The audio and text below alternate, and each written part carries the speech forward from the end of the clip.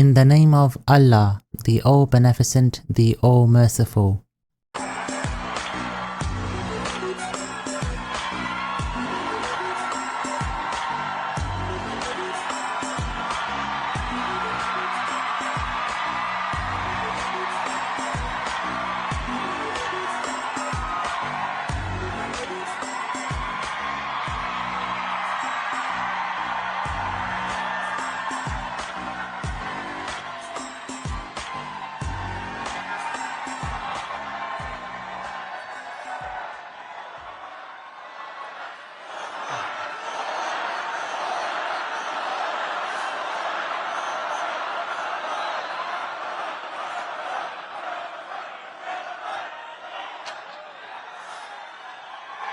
Thank you, my friends.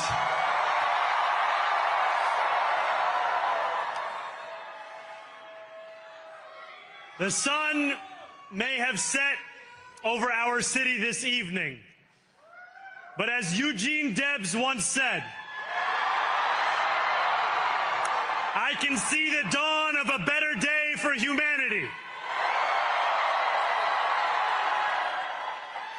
For as long as we can remember, the working people of New York have been told by the wealthy and the well-connected that power does not belong in their hands. Fingers bruised from lifting boxes on the warehouse floor, palms calloused from delivery bike handlebars, knuckles scarred with kitchen burns. These are not hands that have been allowed to hold power. And yet, over the last 12 months, you have dared to reach for something greater. Tonight, against all odds, we have grasped it. The future is in our hands. My friends, we have toppled a political dynasty.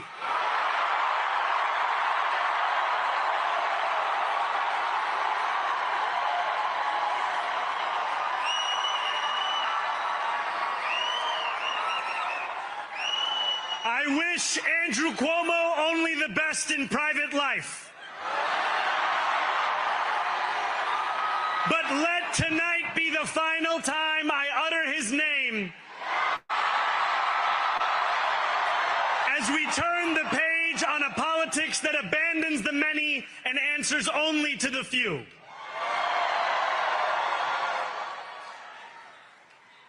New York, tonight you have delivered a mandate for change,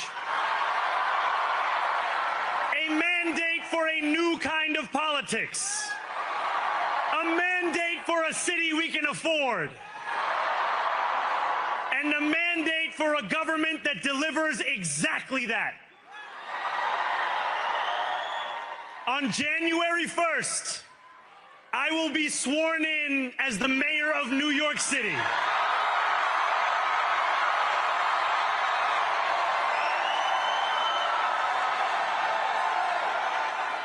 And that is because of you. So before I say anything else, I must say this. Thank you.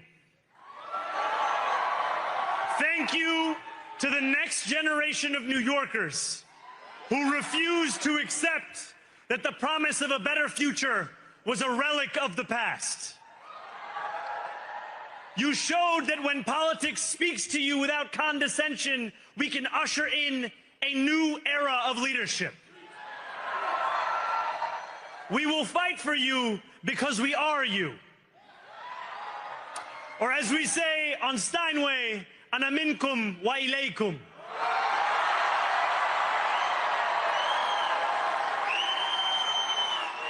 Thank you to those so often forgotten by the politics of our city who made this movement their own. I speak of Yemeni bodega owners and Mexican abuelas, Senegalese taxi drivers and Uzbek nurses, Trinidadian line cooks and Ethiopian aunties, Yes, aunties. To every New Yorker in Kensington and Midwood and Hunts Point, know this. This city is your city, and this democracy is yours too. This campaign is about people like Wesley, an $11.99 organizer I met outside of Elmhurst Hospital on Thursday night. A New Yorker who lives elsewhere, who commutes 2 hours each way from Pennsylvania because rent is too expensive in this city. It's about people like the woman I met on the BX 33 years ago, who said to me, I used to love New York, but now it's just where I live. And it's about people like Richard, the taxi driver I went on a 15-day hunger strike with outside of City Hall, who still has to drive his cab 7 days a week. My brother, we are in City Hall now.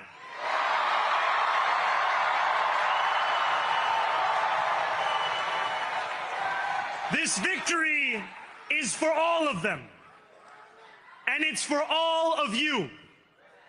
The more than 100,000 volunteers who built this campaign into an unstoppable force. Because of you, we will make this city one that working people can love and live in again.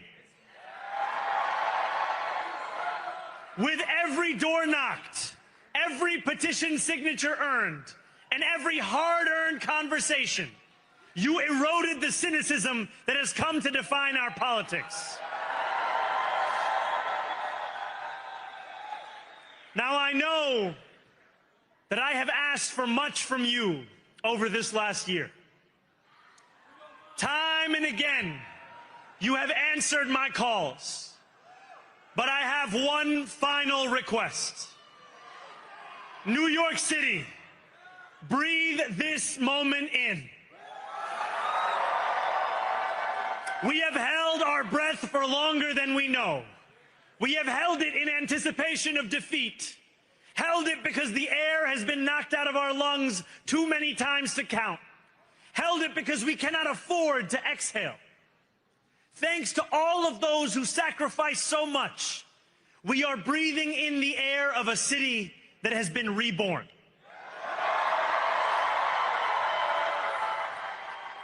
To my campaign team, who believed when no one else did, and who took an electoral project and turned it into so much more, I will never be able to express the depth of my gratitude. You can sleep now. To my parents, Mama and Baba, you have made me into the man I am today. I am so proud to be your son. And to my incredible wife, Rama,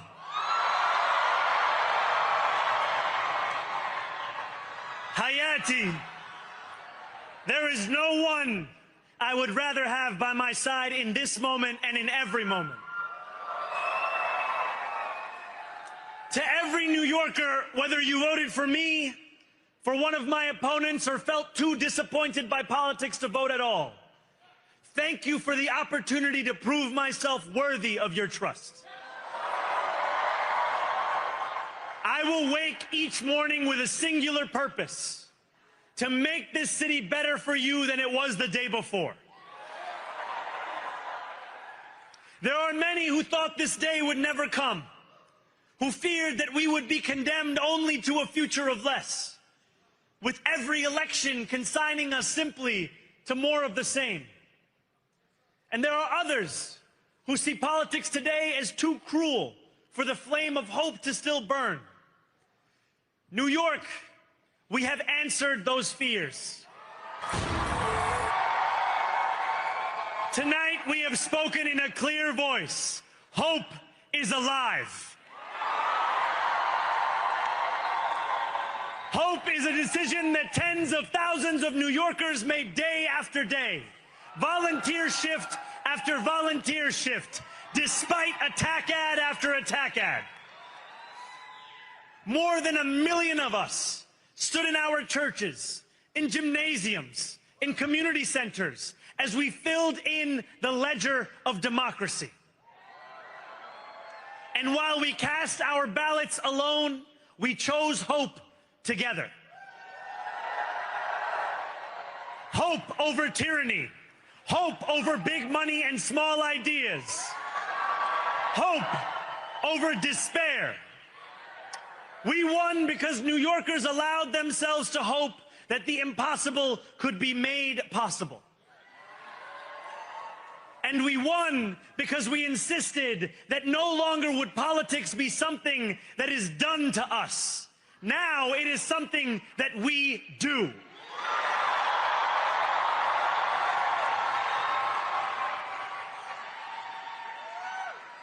Standing before you, I think of the words of Jawaharlal Nehru.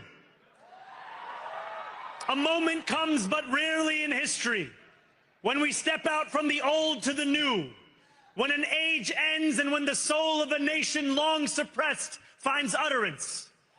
Tonight we have stepped out from the old into the new.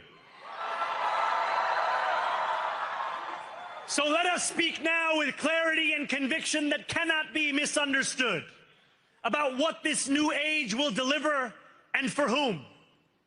This will be an age where New Yorkers expect from their leaders a bold vision of what we will achieve, rather than a list of excuses for what we are too timid to attempt.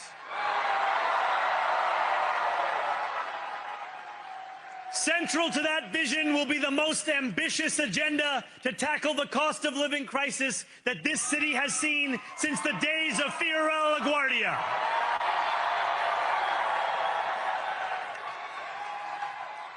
An agenda that will freeze the rents for more than 2 million rent-stabilized tenants. Make buses fast and free. And deliver universal child care across our city. Years from now, may our only regret be that this day took so long to come. This new age will be one of relentless improvement. We will hire thousands more teachers. We will cut waste from a bloated bureaucracy. We will work tirelessly to make lights shine again in the hallways of NYCHA developments where they have long flickered. Safety and justice will go hand in hand as we work with police officers to reduce crime and create a department of community safety that tackles the mental health crisis and homelessness crises head on. Excellence will become the expectation across government, not the exception. In this new age we make for ourselves, we will refuse to allow those who traffic in division and hate to pit us against one another. In this moment of political darkness, New York will be the light. Here, we believe in standing up for those we love. Whether you are an immigrant, a member of the trans community, one of the many black women that Donald Trump has fired from a federal job, a single mom still waiting for the cost of groceries to go down, or anyone else with their back against the wall, your struggle is ours too. And we will build a city hall that stands steadfast alongside Jewish New Yorkers and does not waver in the fight against the scourge of anti-Semitism. Where the more than 1 million Muslims know that they belong. Not just in the 5 boroughs of this city, but in the halls of power. No more will New York be a city where you can traffic in Islamophobia and win an election.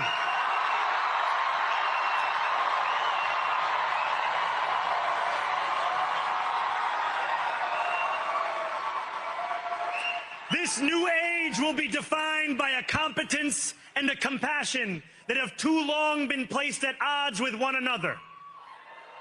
We will prove that there is no problem too large for government to solve and no concern too small for it to care about.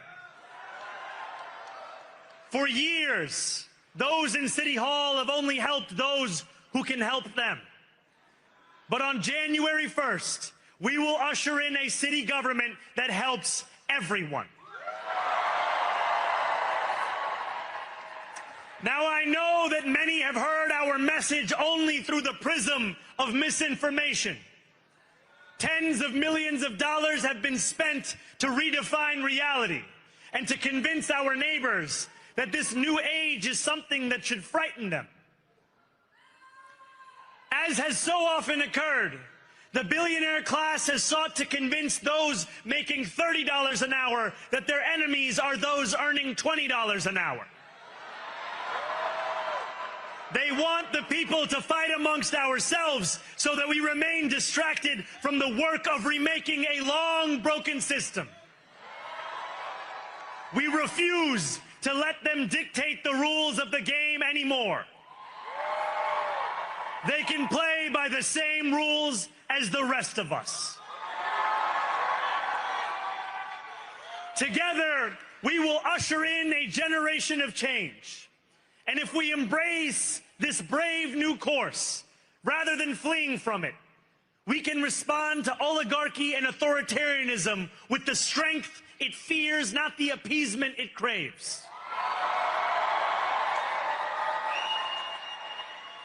After all, if anyone can show a nation betrayed by Donald Trump how to defeat him, it is the city that gave rise to him.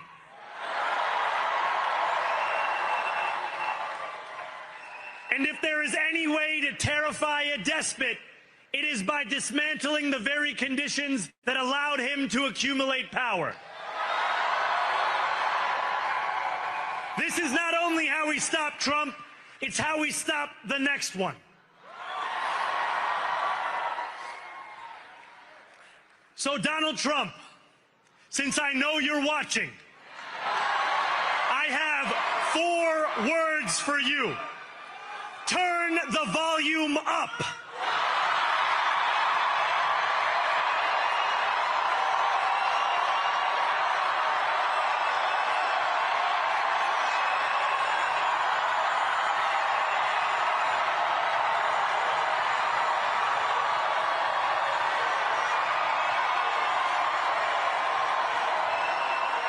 We will hold bad landlords to account because the Donald Trumps of our city have grown far too comfortable taking advantage of their tenants. We will put an end to the culture of corruption that has allowed billionaires like Trump to evade taxation and exploit tax breaks. We will stand alongside unions and expand labor protections because we know, just as Donald Trump does, that when working people have ironclad rights, the bosses who seek to extort them become very small indeed. New York will remain a city of immigrants, a city built by immigrants, powered by immigrants, and as of tonight, led by an immigrant.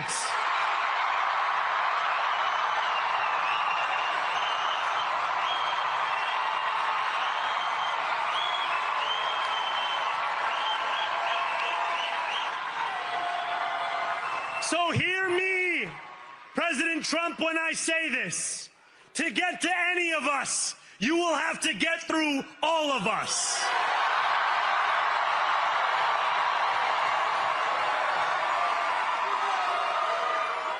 When we enter City Hall in 58 days, expectations will be high.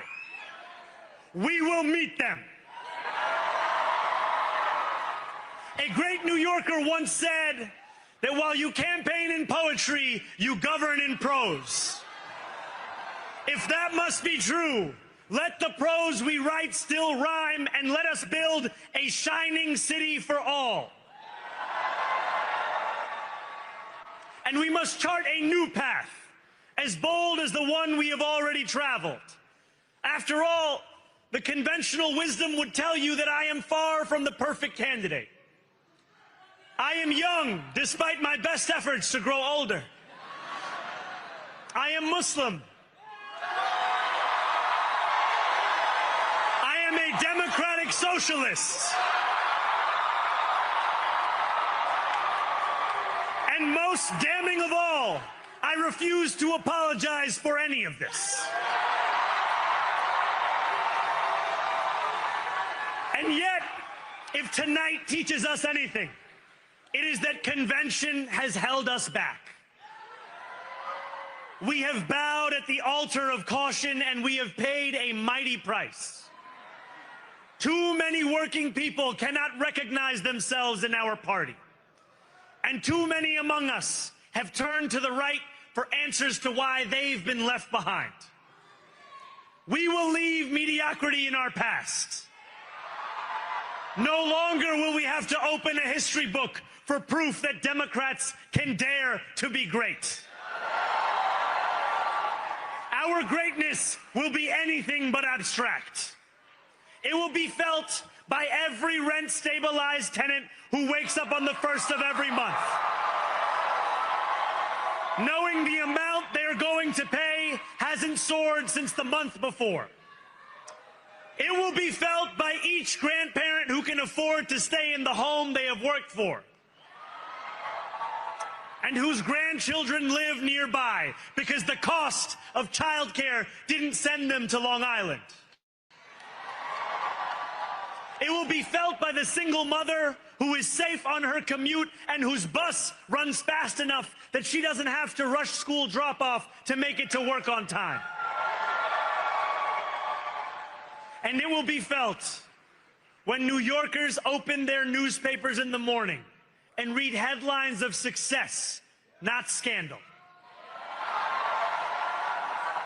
Most of all, it will be felt by each New Yorker when the city they love finally loves them back. Together, New York, we're going to freeze the... Together, New York, we're going to make buses fast and... Together, New York, we're going to deliver universal...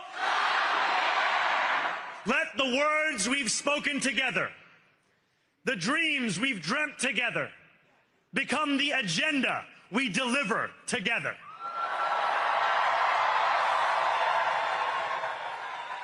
New York, this power, it's yours. This city belongs to you.